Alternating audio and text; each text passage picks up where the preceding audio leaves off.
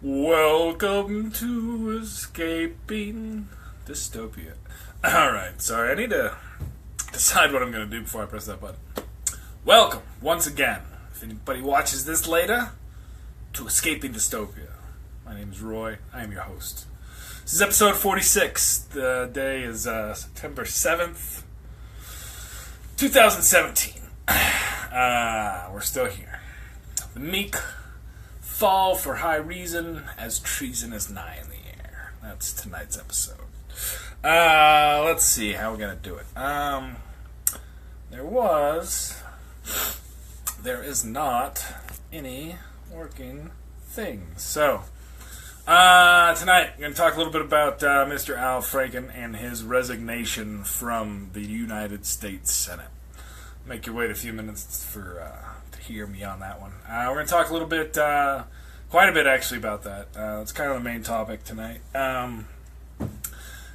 So feel free to join in, because I don't think everybody's going to agree on that one. Then we're going to talk a little bit about some of the Trump-Russia stuff that's come out this last week. It continues to be interessante. There's a big news today as far as a declaration from the President of the United States officially recognizing Jerusalem. Well, no, I shouldn't say that. I guess kind of officially recognizing Jerusalem. We're going to plan on moving our embassy there as a sign of peace. We'll talk about how plausible that is. It turns out our program word adventures, I don't want to make too much fun of that. It's probably in my future too, 30 years down the road, but they lied about it. We're going to talk a little bit about that and something else kind of funny there. MSNBC had a big reversal for one of their hiring-firing situations. There's an aspect of that is interesting for us, I think. And ye old Russia, them dopers, got banned from the Winter Olympics. And there's some other stuff that's going on with that. And then a little bit of one of my hobbies is also feeling the toxic man purge as it continues, and I'll talk a little bit about that if we have some time. We'll see how it goes tonight. Boom. A little bit late starting. I know it gets late and people forget. I'm up here in the mountains, so it's snowing outside. I think it's snowing pretty much across most of the U.S. today, so we'll see how that goes. So first up tonight, man, Al Franken resigned from the U.S. Senate today. I gotta be honest, I'm not a huge fan of how this all went down.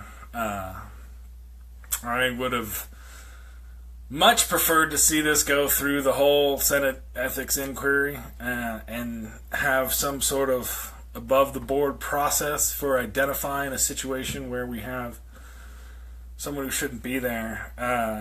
In the case of like John Conyers and looks like the other guy who quit today, there was some more egregious behavior that happened while members of the Senate, and not this kind of stuff that's all referencing things that are kind of sketchy and out of that back. And I hate to say that. It's kind of what Franken said. He's being a little bit raked over the coals for his non-apology resignation today, because he was pretty clear today that he's doing this for party and political reasons, I think. Not that he feels that he's the bad guy here, which was a little bit interesting about it, and that's why I think there's going to be a little bit more to this story. It seems, and I think he actually said in his thing that some of the accusations against him, I think, will turn out to be false, and I do think there's a little bit of political shenanigans going on somewhere along the lines here. But because of the way it came out and the political climate, he made the call to step down. And there it is. I think there's a couple aspects about this that are problematic in a couple ways. One, is the Senate going to finish an inquiry? Are we going to do this? Or are we not? That's one. The other, let me see what I've got. I've got some notes here because I was talking about this and I wanted to try and be clear, because this is one of those topics that I know a lot of people care quite a bit about. And I don't want to step on too many toes. And I there's a couple things here from the political side, and a lot of people agree with the idea that this gives Democrats kind of a moral high ground. Oh, I was going to say on that, as far as the Conyers, and I think Farenthold will probably be gone too, which will be 2, plus that other Republican went today, 3. Those were all people who did stuff while in office to staff, as opposed to having their staff come out for them. Anyway, I do get why he did it. I can see that and how the pressure comes, and not wanting to have to deal with that. The way the Democrats turned on him pretty quick, it gives me a bit of pause. And I'm going to talk about that here in a minute, because I didn't see them all do that and also call for the resignation of our president, which is the big 400-pound gorilla in this whole Me Too room that's still standing there up top like a big gorilla with dentures. So if that's the play here, and that's what they did to convince him, saying, hey, this is going to give us the edge that we need to make this so clear that no one can miss it, then maybe that'll be worthwhile. But I don't know. And this is one of those things that I think that's why a lot of people are so uneasy about this, and that's why I would have had to like to have a little bit more surety before we go all the way to this far, because the way this looks now, and the way it's compared, is this essentially becomes an admission of guilt and taking the worst punishment possible, I think, from the allegations, right? So that's just cutting right to the chase and taking it all on the nose with the idea, and this is where I'm going to get to that moral high ground discussion. Now, I don't think there's any question that when it comes to this issue, the Democrats have the moral high ground. I don't think that on many issues, at least for me, that that's not the case, right? And so the problem with that whole discussion and the way that this has gone and the way that the country is politically now, and there's a bit of a change, there's a sea change culturally that's been happening, and there's pushback against that, and there's this fight. So this idea here that this will give the moral high ground, I don't know that that's going to happen, because the question here isn't who has the moral high ground. It's more of a question and a difference between the concept of what morals are and what morals we care about, right? We have, even we're seeing in the Moore debate in Alabama how, even Democrats is worse than the worst kind of Republican, and when they talk about the things that politically Democrats do, and this is again a moral high ground discussion. Well, these Democrats, and actually this literally I got accused of this, and a couple of people, and this is not an uncommon theme among the right wing, but the Democrats just like to murder babies, and they just want to raise taxes so they can give your hard-earned money to lazy minorities. And that's I'm not being facetious there. I'm not overplaying that. Those are actually moral positions that Republicans feel that they have such a high level above on the moral high ground plane that there's just no, that's the issue here, right? We're not having a moral high ground where everybody agrees what the ground looks like. And so there's a very, very different discussion. So when you try and do that and make that as the argument for why this was a good move politically to gain that ground, we'll see if that works. Again, this is a country that saw that and said, yeah, whatever, and voted for Trump. If they can immediately go on the offensive and really push for Trump to take a big hit on this stuff, then yeah, do it. Get out there. But if they're going to do this and just use this as something to keep fundraising off Trump and just let him and keep kind of working with him and not having that same level of zero tolerance, I don't think that. What moral high ground have you gained if you do that? When you try and take that hard line, you got to stick to it. So, I'm sad to see Franken go. I would have liked to see a little bit more trial and investigation, but the way it was, I think, he was in a corner and he had to get out, I think. I don't know that he had a way to fight, especially once you got most of your own caucus asking you to go. So, sad day on that front. I hope it's a good day for more people who want to clean this out. There is going to be a lot of disagreement about how far along we are in this process. So, anyway, I'm going to move on to another topic because this one's just so fun.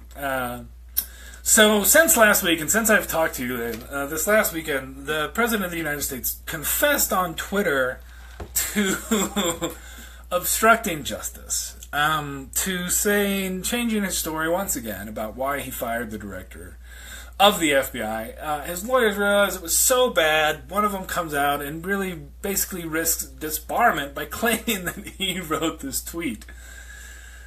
Which, I think somebody mentioned that there's the part of this why they're trying to do this all set up is the same thing that little Trump Jr. tried to claim today, is that they have this attorney-client privilege that somehow trumps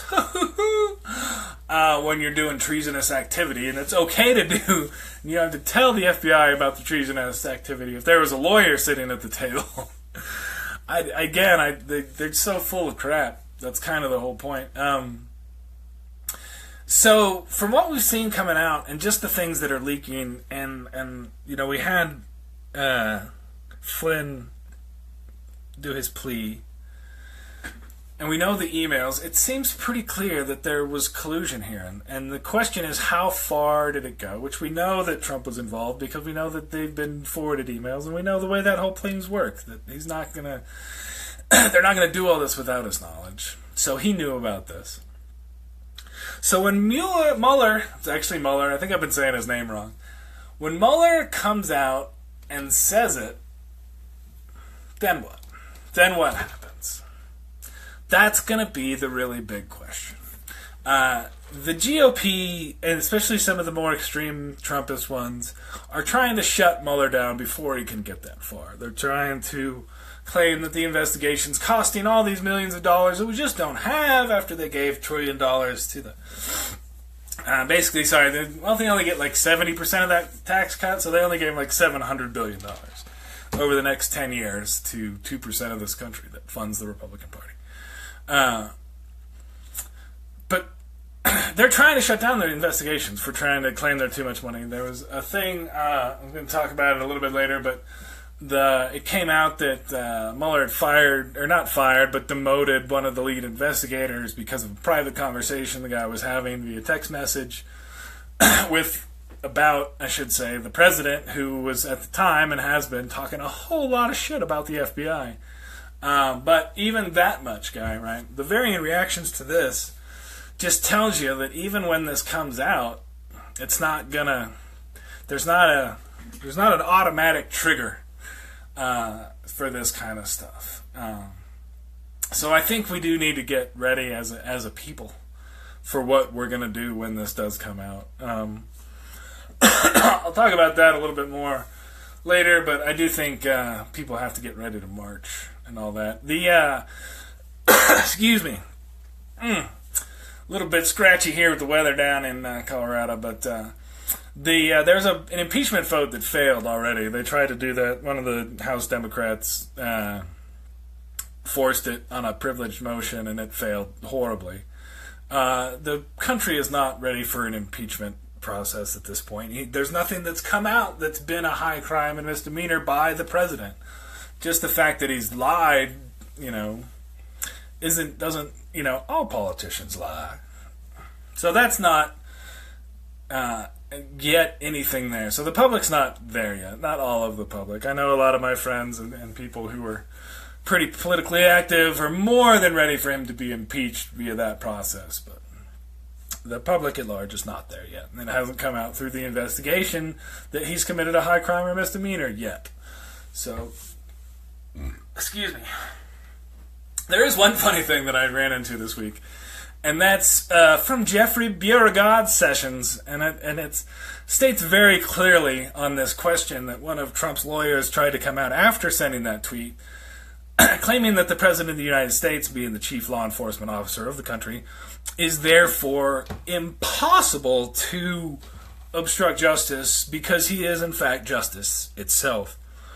I've got a quote here I'm going to read to you real quick, and I'll tell you who it's from as we get to there. It says, the chief law officer of the land, whose oath of office calls on him to preserve, protect, and defend the Constitution, crossed the line and failed to defend the law, and in fact attacked the law and the rights of a fellow citizen.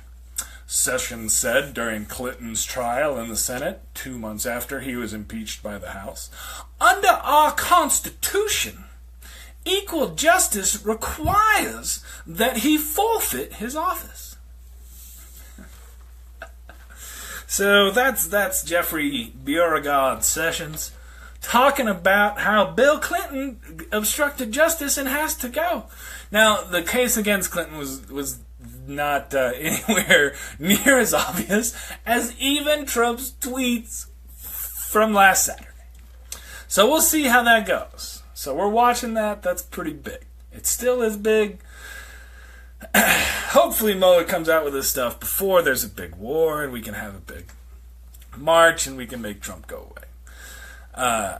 The big march, I think there's another one coming on January 20th for the anniversary this year. So I'm going to try and get out. We'll see how that works with the rest of the fam, but I'd like to get out and march. I think there's going to be one here. So there's probably one around you. I think it's about time to get out and march again. So I encourage everybody to do that. Excuse me. Oh, and since last week, our president was most likely banned from the United Kingdom, from Britain, because he's posting racist videos from this far-right nationalist group, if you can imagine, right? These bullshit Muslims are beating up like crippled people. It's just, and there was a couple Snopes. I looked into a couple of them, and they're not even real. They're just, it's fake. And that's what the president is doing with his ethno-nationalist fun buddies. Speaking of which, so Trump trolled pretty much most of the world today. It's going to lead to some violence. We'll see. There was a call from Hamas today to resist. Basically, the idea is that the United States would recognize that the capital of Israel was Jerusalem, which is a contested city after a number of wars. It's supposed to be worked out on what exactly it is and where it is, which, by the way, we didn't say where it is or what it is. We just said we're going to build a monument to peace there that's going to incite a lot of war. There's a great deal, and there's a word that I've been using for this stuff, but there's a great deal of disingenuousness about their approach to this situation. When you put little Jared, in charge of this, and it turns out that Jared is, a family friend of the Netanyahus, and actually was a co-director of a fundraising group that helped fund settlements in Israel. And this is the guy who's supposed to be leading an unbiased negotiation between the two parties. And then you do something like this. It doesn't look like the U.S. is in any way, shape, or form even... We can't mitigate. We can't judge. We can't help negotiate when we've totally taken the side of one side. And so this is going to have some interesting repercussions in a number of ways. So we'll see how that goes. I think this is part of their stir up a bunch of chaos so people don't pay attention to how bad things are going strategy. It leads to other people fighting themselves, which I think the ethno-nationalists want. I don't think they have any real desire to resolve a lot of this peacefully, which is unfortunate, but that's where we're at. Let me go through the last few things real quick. Our president wears dentures. That's the way it is, and they lied about it too. He was giving a speech the other day, the one I was talking about for the Israel thing, and at the end it started coming out. And so he finished and walked off. And they claimed today that it was dry mouth. And I've got a little bit of a dry mouth right now, right? I've been talking for 20 minutes. Your mouth gets dry. But I'm not clicking in case. I'm clicking like my teeth are falling out. And so that's a little bit different. So anyway, the president wears dentures and they lied about it. He's going to go, and I saw this actually in one of the updates, like Obama and George W., although he's going to do it about a year later than they did. He's going to go get a medical checkup, and we're going to get to see the results. Yay. His blood pressure is going to be like 190 over 175 or something. No, we'll see. But we're going to get a little bit into that. Real quick, last few bits before I get out of here and call it an evening. MSNBC decided to reinstate a guy that they fired because of a sarcastic tweet that a bunch of alt-right douchebags took out of context and act like it wasn't satirical.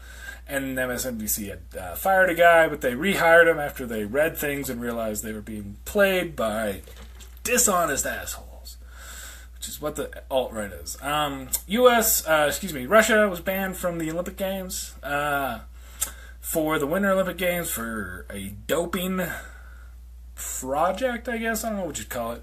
Basically, they did a lot of doping. We might not go either, I guess. They kind of played with this because they're trying to start a war over there. I don't think there was actually another congresswoman today, Tammy Duckworth. Actually, I guess she's a senator now. Mention how close we are to war on the peninsula. And it is enough that our representative to the UN and the press secretary mentioned that we might not go to the Olympics because of that. But we'll see how that goes. But Russia ain't going to be there one way or the other. That'll be all the independents, as they're called. And then finally, the Magic cleans up. I play this game called Magic the Gathering sometime. It's one of those things where there's a tournament, you might have 1,000 people there, and I'd say 960 of them are going to be males. So there's a bit of a sexist problem there, which is to understate things tremendously, because you take a lot of kind of awkward people and then put them in an environment where there's not a lot of interaction, and there's a lot of talk that's not quite right and things like that. Anyway, there's some really nasty elements of that via the social media that were being really bad, and they're trying to clean it up a little bit. So they banned a guy and did a couple other people to try and clean that kind of stuff up. So the Me Too movement has been far-reaching. There's, in our state capital here in Colorado, there's been a number of cases, although a couple guys there are not going out, even though it's been pretty clear they've done some really questionable things while in office. 2 people who work for them and with them. So it's happening in a lot of places, and there's no question now. I think Franken put a big line in the sand for others to follow, and we shall see going forward whether that line is followed, or like many others, it's trampled and soon forgotten. Alrighty then. So with that happy note, we shall bid you adieu for another week. And thanks for dropping by, anybody. And have a good night. So peace out, yos.